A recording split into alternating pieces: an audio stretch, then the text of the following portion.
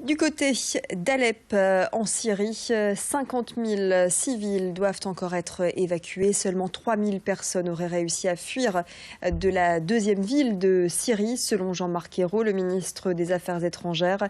Depuis un mois, les combats font rage entre les troupes de Bachar el-Assad et les rebelles.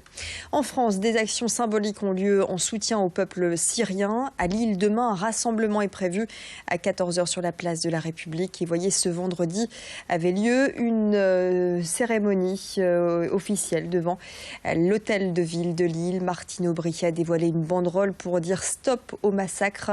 La maire de Lille qui dénonce l'inaction des gouvernements et de l'ONU. Je vous propose d'écouter son adjointe en charge des droits de l'homme au micro de Vincent Vieillard.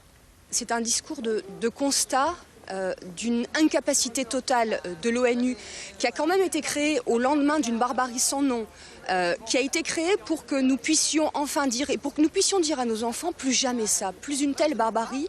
Et on a des dirigeants qui se contentent de faire jour après jour des réunions, comme l'a dit le maire, pour faire le point, alors qu'encore une fois, on a un crime contre l'humanité qui est en train de se dérouler sous nos yeux en 2016.